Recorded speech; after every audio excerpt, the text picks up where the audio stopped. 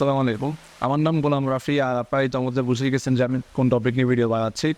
আর যদি কোনো ভুল হয়ে থাকে আমার ক্ষমা সুন্দর দৃষ্টিতে দেখবেন। আমি জানি আমার ভুল হলে আমি আবার 6 দিনের তো আশা রাখতে পারি কোনো ধরনের ভুল হবে না। তো আমি শুরু করব 15 জুলাই থেকে, আমাদের যেদিন থেকে আমাদের মূল সহিংসতাটা শুরু হয়েছে। আমাদের যখন ছাত্রলীগ এবং পুলিশ ইনভলভ হয়েছে, মেইনলি সবার আগে যখন আমাদের ছাত্রলীগ ইনভলভ হয়েছে, তখন থেকেই সব আমাদের সহিংসতাটা তৈরি হয়েছে। যেমন আমাদের একজন স্টুডেন্ট তখন সেদিন মারা যাওয়ার পর থেকে আমি চিন্তা করতেছিলাম যে আসলে এসব আন্দোলনেও স্টুডেন্ট মারা যাওয়াটা খুবই অযৌক্তিক, খুবই এটা মানে কোটার থেকে ফার মোর ডিপে চলে যায় জিনিসটা। ফোটার জন্য এরকম মানুষ মরার কথা। তো মেইন কথাটা হচ্ছে যে 15 তারিখের কাহিনী, শুধুমাত্র 15 তারিখের কাহিনী যথেষ্ট ছিল আমাদের কোটাকে রিফর্ম করার জন্য, কিন্তু কেন হয় না সেটা। তো আমি এটা নিজে যখন আমি জানতে পারলাম যে আমাদের মুক্তিযুদ্ধ যে কোটা আছে, মুক্তিযোদ্ধা কোটার মধ্যে আমাদের দেশে মেইন আসল মুক্তিযোদ্ধা যারা আছে তাদেরকে, যেমন আমি, আমার পরিচিত, ইভেন আমার দাদা, আমার চারপাশের অনেক আসল যারা মুক্তিযোদ্ধা আছে, তখন তাদেরকে যখন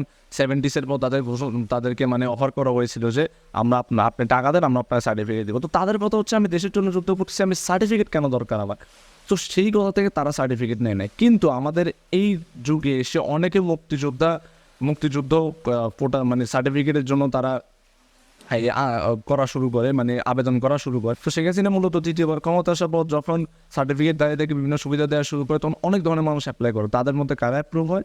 যারা তৎকালীন সময় আওয়ামী লীগ ছিল, তাদের ক্ষেত্রে সবচেয়ে বেশি অ্যাপ্রুভ করার রেটটা বেশি ছিল। আর এখন যারা সুবিধা দিচ্ছে তারা মোস্ট অফ দিন আওয়ামী লীগ। তো এখন পুলিশ সদস্যরা এবং ছাত্রলীগেরা এত জীবন দিয়ে, এত প্রাণ থেকে কেন সরকারের কথা শুনে আমাদের উপর হত্যাযজ্ঞ চালাচ্ছে? এর মেইন রিজন হচ্ছে ছাত্রলীগেরটা হচ্ছে তারা এক প্যাকেট বিরিয়ানির জন্য সবকিছু করতে পারে, এবং তাদের বিভিন্ন ধরনের মিছিলে গেলে এত টাকা দেয়, তাদেরকে কাউকে মারলে এরকম সুবিধা দেয়, অনেক ধরনের তাদের সুবিধা দেয় তাদের চামচামি করার জন্য।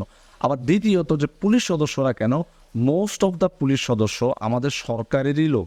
সরকারের লোক হচ্ছে ধরেন ওরা মুক্তিযুদ্ধ সার্টিফিকেটে 56% আসছে। ওই 56% কোটার মধ্যে বেশিরভাগ কোটা যেহেতু নন মুক্তিযোদ্ধার, ফেক মুক্তিযোদ্ধার, ওই আমলে আসল মুক্তিযোদ্ধারা সার্টিফিকেট নেয়। যারা এই সময় সুবিধা দেওয়ার করতে সার্টিফিকেট নিয়ে শুরু করছে, ওইসব মানুষের নাতিরা মূলত যখন প্রশাসনে আসে, তখন তারা স্বাভাবিক সরকারের প্রতি কৃতজ্ঞ থাকবে যে তারা কোটার কারণে চাকরি পেয়েছে, অথবা তাদের। আবার এখানে বিভিন্ন ধরনের সার্ভে আছে, এখানে অনেক ডিপ জিনিস আছে, যেখানে আপনি যদি আওয়ামী লীগ করেন তাহলে আপনার জবের ক্ষেত্রে আরও সুবিধা আপনি ভোগ করেন। এরকম অনেক কারণে আমাদের পুলিশ সদস্যরা নিজের জীবন নিজের প্রাণ থেকে আমাদেরকে হত্যা করার জন্য এগিয়ে আসছে। এরপর আমাদের শুরু হয় 19 জুলাই। মেইন স্ট্রিম মিডিয়ার মতো সেদিন রাজনৈতিক দলগুলোর সুবিধা নেওয়ার জন্য মেট্রো রেল ভাঙচুর করা, মিরপুর 10-এ যে ওভারব্রিজ আছে সেটা জ্বালিয়ে দেওয়া, তারপর ইন্টারনেট অফিস জ্বালিয়ে দেওয়া, তাদের মতো এটা তারা করছে। হ্যাঁ, এখন মানা যায় স্বাভাবিকভাবে যখন আপনি নিজের স্টুডেন্টদেরকে আটকাতে পারবেন না, আপনি সরকার হয়, তখন বিরোধী দলগুলো স্বাভাবিকভাবে এখানে ইনভলভ হবেই। প্রশ্ন হলো এই সহিংসতার মাঝে ইন্টারনেট অফিসের মেট্রো রেলে কেন স্পেসিফিক্যালি অ্যাটাক? আপনার মিরর এশিয়ার এই প্রতিবেদনটা দেখলে বুঝতে পারবেন, সেখানে গোয়েন্দারা সন্দেহ করছে যে যারা বাস মালিক সমিতি আছে ঢাকার, তারা এবং আওয়ামী লীগের যে এমপি এটার সাথে জড়িত, এখানে বলা হয়েছে শুধু এমপি, তো তিনি এসব সহিংসতার সাথে জড়িত। সেটা খুবই লজিক্যাল আমরা মানি, কারণ কি তারা বাসের চল বাড়ানোর জন্য মেট্রো রেলে এরকম ধ্বংসযজ্ঞ চালানো স্বাভাবিক।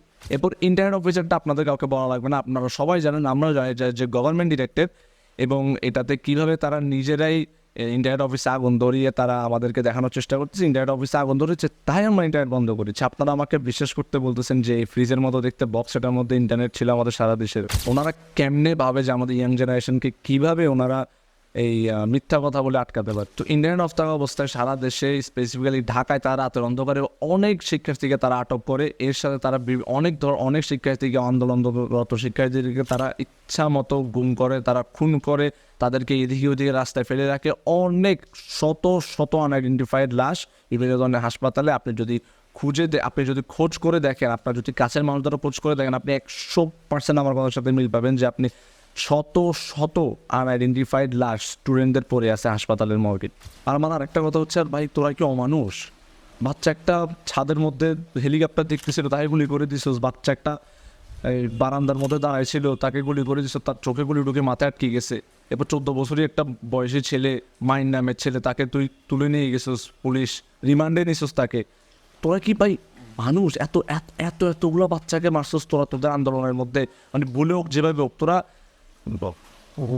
ভুল কীভাবে? 14 বছর বয়সী একটা বাচ্চাকে, 16 বছর বয়সী একটা ছেলেকে 19 বছর দেখা তোরা রিমান্ডে নিয়ে গেছো, পুলিশের কারাগারে নিয়ে গেছো। তোরা তোদের আইন কোথায় ভাই, তোদের নীতি কই? তোরা ঠিক আছে সরকার তোদেরকে পারলে, তোদের নীতি কোথায় ভাই?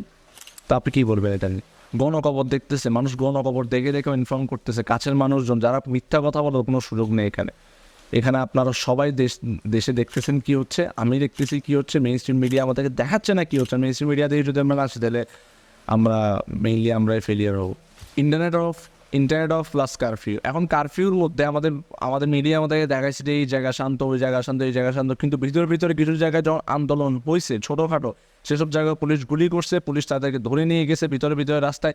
এর সাথে সাথে যারা বিভিন্ন ধরনের তারা মূলত যারা মিরপুর 10-এ ছিল, তারা এরকম রিপোর্ট করেছে যে তাদের এখানে কনস্ট্যান্টলি হেলিকপ্টার যাওয়া আসা করতে। আমি বলছি সার্ভেলেন্সের জন্য হেলিকপ্টার, কিন্তু আমরা অন্য চিত্র দেখেছি হেলিকপ্টার সম্পর্কে, যেখানে দেখতেছি আমরা হেলিকপ্টার উঠতেছে এবং নিচে গুলি করতেছে। তার বলা হয় শিক্ষা জাতির মেরুদণ্ড। এখন আমাদের মেরুদণ্ড সৃষ্টিকারী সেই শিক্ষকদেরকেই যদি তুলে নিয়ে যায়, তাহলে আমাদের মেরুদণ্ডটা আর অস্তিত্বটা করে রইল।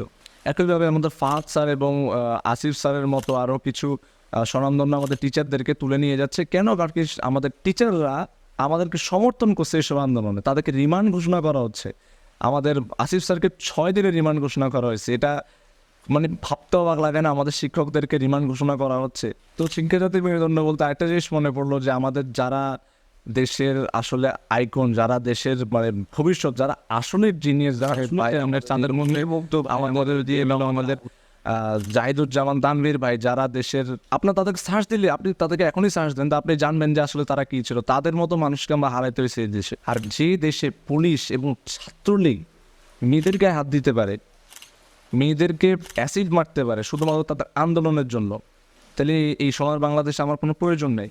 আমাদের বর্ডারে থাকা অনেক সিভিলিয়ান রাজধানীর উদ্দেশ্যে ইন্ডিয়ার বর্ডার থেকে বিভিন্ন ধরনের আর্মড গাড়িকে যেতে দেখেছে। আমাদের অনেক ট্রাস্টেড সূত্র মতে বাংলাদেশের রয়্যাল নামে একটা সংস্থা এসেছে ইন্ডিয়া, যারা আমাদের দেশে গোপনে অনেক মানুষকে হত্যা করছে। সবার হত্যার একই ধরন, সেটা হচ্ছে যে সবার মাথায় জাস্ট একটা গুলি করে হত্যা করা হচ্ছে সবাইকে। এবং ঢাকায় অনেকে রিপোর্ট করেছে যে রিক্সাওয়ালাদেরকে এবং বিভিন্ন জায়গায় অনেক ভারতীয়দের কেন জানি আনাগোনা দেখা শুরু করছে তারা, যে অনেকে হিন্দি বাংলা মিক্স করে কথা বলছে।